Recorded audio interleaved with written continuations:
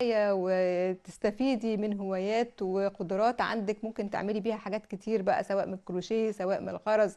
ازاي تتعلمي حاجة جديدة او تعملي حاجات انت تقدري تبتكري فيها بشكل جميل وتستفيدي منها في الحياة. كل ده هيكون في حلقتنا النهاردة. تعالوا نخرج لفاصل، وبعد الفاصل هنلتقي بأول فقراتنا وهي والحياة. مرة تانية بنلتقي بيكم أحبائنا المشاهدين، والنهاردة هنبتدي بهيام نبيل. هيام نبيل الحقيقة بتقدم لنا أفكار رائعة النهاردة، سواء من الخرز أو من الكروشيه. قدرت إنها بغرز بسيطة من الكروشيه تعمل أعمال قد إيه جميلة وقد إيه مبتكرة. وكل يوم هي بتطور في نفسها. إحنا ممكن يعني بغرزة بسيطة جدا من الكروشيه نعمل حاجات حلوة جدا.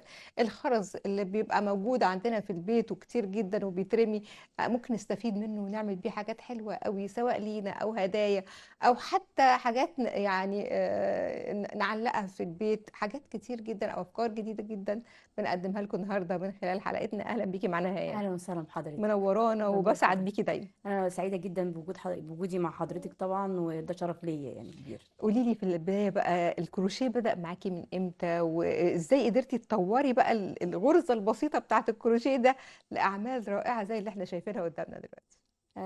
طبعا الهوايه بتيجي طبعا من الدعم الداخلي في البيت، ودايما لما بيكون في البيت حد بيشتغل فن جميل، فبيبدا بقى ينقل الفن دوت لجميع افراد الاسره.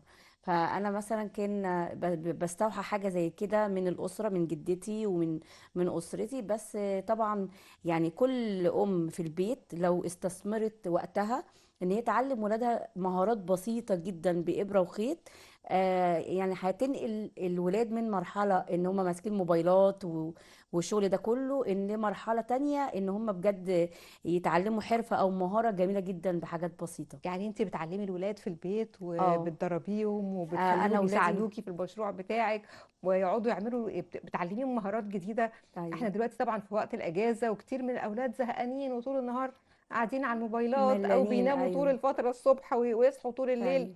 واحنا مش عارفين هم مم. بيعملوا ايه. فازاي بقى نخلي فترة الأجازة دي فترة ابتكار مم.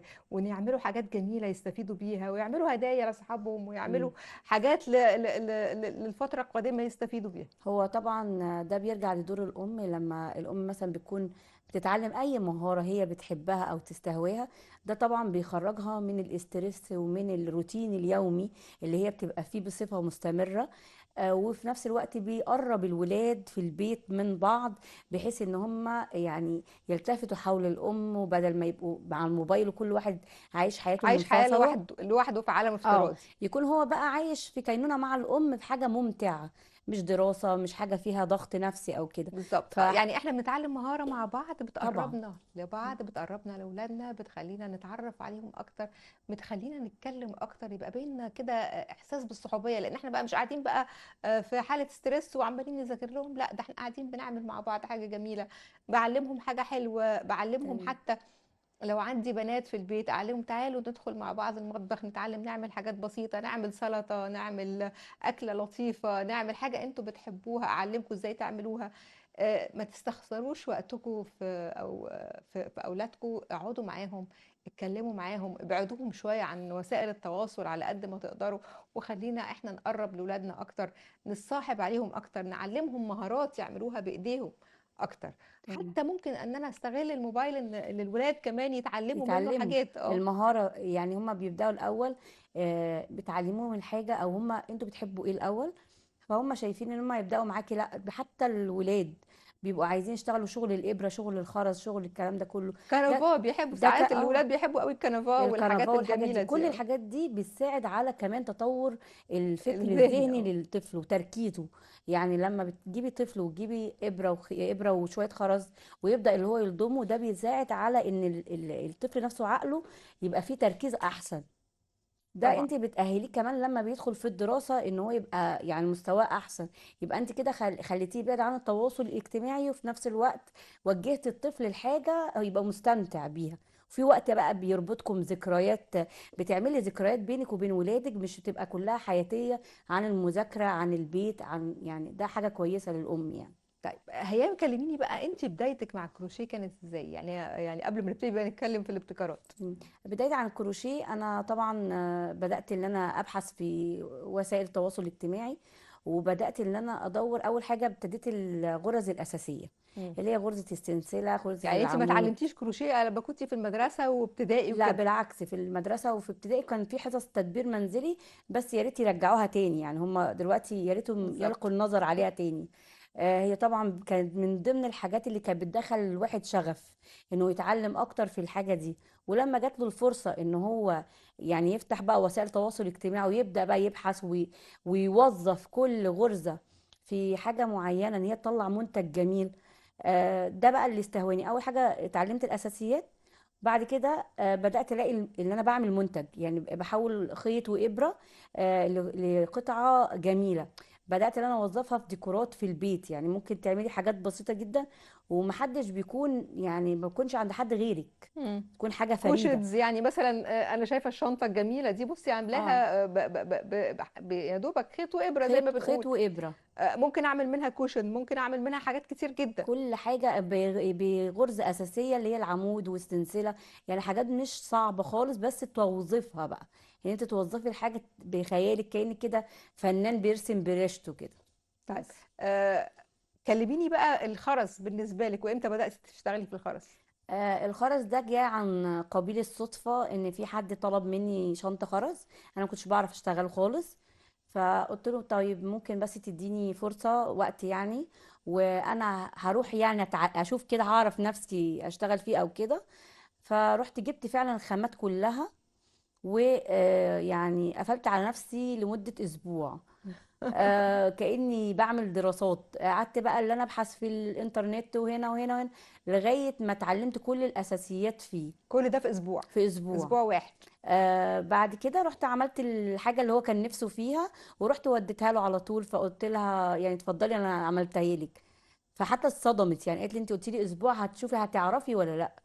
فرحت لها بالحاجة على طول. فدي كانت بدايتي في الخرز. لقيت الخرز كمان شغله ممتع جدا جدا. وممكن بقى انت عارفة شغل المصايف والساحل والكلام ده كله بيكون عايز شنط يا اما الخوذ، الشنط اللي فيها خشب. فانا ابتديت اشتغل على الخرز الخشب واوظفه. جميل قوي. يعني انت عامله شغل رائع بالخرز، كمان تسلم. اكسسوارات، شنط، ايه تاني بتعمليه بالخرز؟ بشتغل برضو بورتريهات كده بإبرة النفاش، إبرة نفش كده. وأي حاجة فيها هاند ميد أنا بحبها، أي حاجة فيها رسم. اتجاهك بقى للعرايس؟ شغل الأميجرومي أو العرايس، أنا بنفذ أي أحجام عرايس.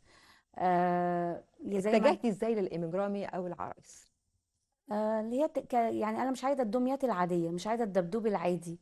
أنا يعني انت يعني كنت عايزه تعملي حاجه لحد مثلا من الاطفال في العيله لأطفال. او كده، مم. فبداتي تشتغلي فيه، بداتي بقى تدخلي على شغل جديد وهو الايميجرامي، وتعملي اشكال مختلفه من العرايس. بدأت ان انا اشتغل، يعني مثلا طلب مني شكل معين، يعني اللي هو البلياتشو، زي البلياتشو ده بالظبط.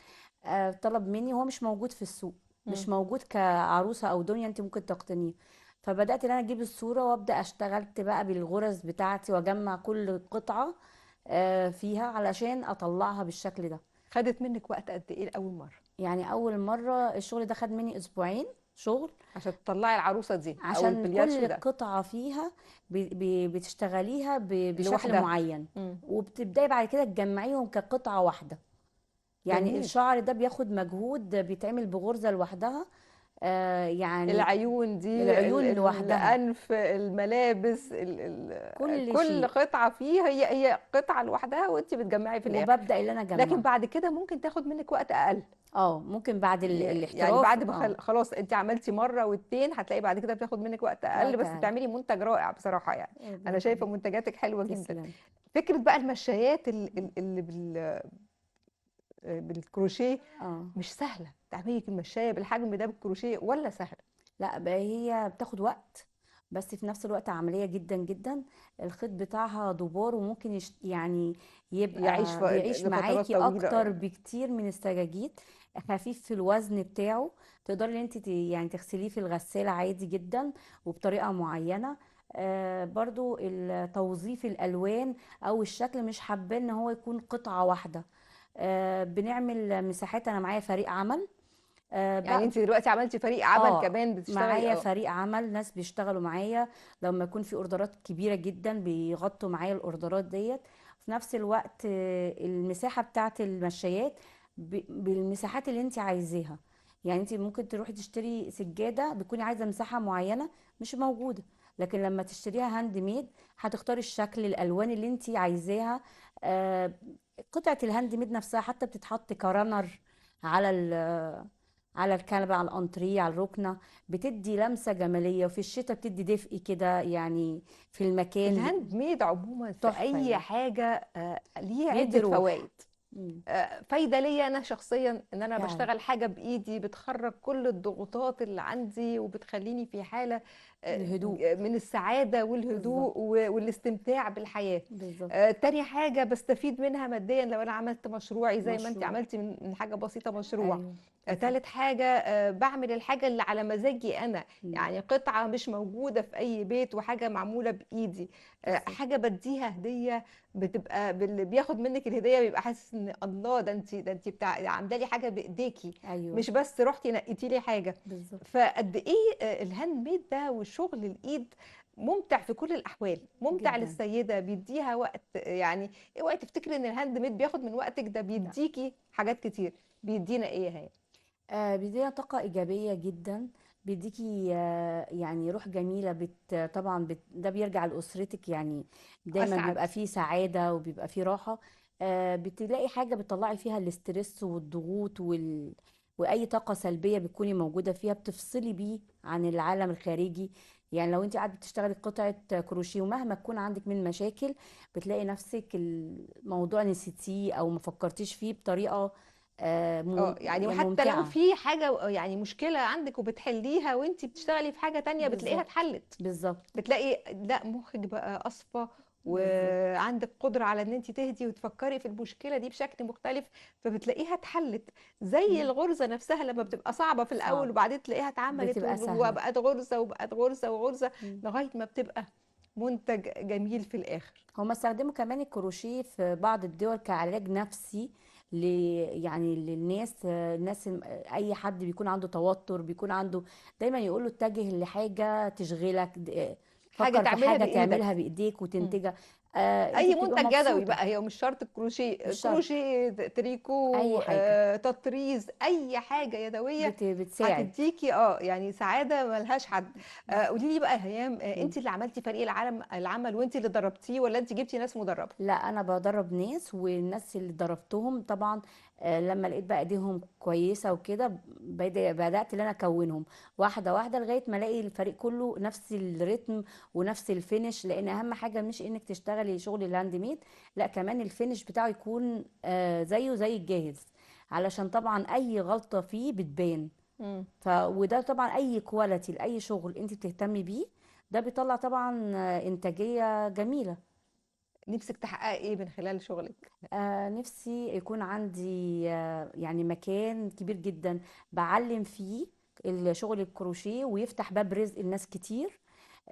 يعني نفسي الكروشيه دوت يبقى موجود في كل أسرة، وإن أنا أساعد أسر كتير جدا إن هي تتعلم الشغل ده ويبقى باب رزق ليها يعني. عندك صفحه بتعلمي عليها؟ عندي صفحة بعلم عليها هي نفس اسمي، وعندي برضو قناة بتعلم نفس الحاجات نفس الاسم. بتعلمي بتعرفي الناس الغرز. طب الغرز. كلمينا بقى عن كل غرزه من دول عباره عن ايه وبتاخد منك وقت قد ايه؟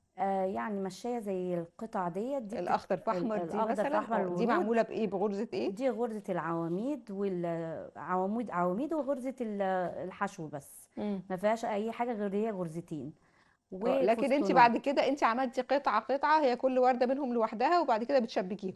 كل وردة منهم بعملها لوحدها، وبعدين ببدأ اللي أنا أشبكه من أوراق الشجر، بس لازم التشبيك بتاعها يكون دائري، مم. يعني على الشغل كله رايح جاي. القطعة دي برضو بتتعمل بكذا شكل، اللي هي القطعة دي لو عندك بواقي خيوط برضو تقدري تستفادي منها. وفي نفس الوقت تتعمل ممكن جزء واحد نص المثلث، او ممكن تتعمل كمثلث كامل كده ويكبر معاكي، ممكن يوصل زي اطوال زي ما انا عايزه. يعني لو كنت عايزه اطولها اكتر من كده هقدر اطولها يعني عادي. لو عايزه بشايه لطرق طويله طويله عادي جدا ممكن جدا اعمل اي اقدر ان حاجه. انا اه. انفذها واحددها، وبعد كده اقفل البرواز بتاعها. جميل. يعني ده شغلها بادئ من النص، مش بادئ حتى من الحرف يعني يعني. دي بتبتديها من النص من وبتبتدي النص تعمل لك مثلث، مثلث، وتعملي مثلث تاني بقى تكملي بيه وابدا ان انا ازود لغايه الطول اللي انا محتاجاه، وبعد كده اقفل شغل تاني عليه. الغرزة هنا ايه؟ هنا برضو حشو، وما فيهوش اي حاجه غير حشو بس. غرزة الحشو. اه، غرزه الحشو. طب الغرزة دي ايه بقى؟ الغرزة دي عجباني قوي. الغرزه دي اسمها غرزه زجزاج، مم. وهي برضو معتمده على الفسطونات، ليها باترون وكل حاجه، بس انا برضو استفدت من بواقي الخيوط. يعني دي بواقي خيوط عندك دي كانت بواقي خيوط. هتترمي، باخدها بعمل بيها هي يعني منتج جميل زي اللي انتوا بالظبط، شايفينه قدامي. قد وبيعيش بقى. ايه الوانه جميله، قد ايه ممكن ينفعني في اي مكان، يجدد لي يعني ديكور اي اي حاجه مكان. جديده، يعني مكان في البيت. بالظبط. بمشاية بمشاية ممكن اعمل مثلا حاجه احطها على الترابيزه، مم. مفرش، حاجه ممكن احطها رانر برضو على رانر على الكنبة، على الركنة، بتحييها خالص يعني. اه بتغير المود خالص لو البيت كله سادة، وانتي حطيتي قطعة من ديت عليها. كرانر هتبقى حلوة جدا. بتعمل روح. عملتي كوشنز مثلا نفس اتنين او تلاتة الألوان. على مكان معين كده، بيغير المكان بيغير كله. الديكور خالص خالص بتاعك، وبيدي طابع جميل جدا. المفارش بقى وفكرة المفارش برضو، والجديد في المفارش ايه دلوقتي، وايه الالوان الجديدة في البيوت دلوقتي؟ الالوان بقى اللي هي الالوان الزاهيه، الالوان اللي هي المبهجه، زي البينكات والروز والحاجات دي، اللي احنا دلوقتي بقينا خلاص بنشوف مفارش الاتراك، والحاجات اللي هي هاديه، اللي هي البيج والبينك والاخضر، حاجات اللي هي الرقيقه دي، وبيتعمل منه ستاير. مم.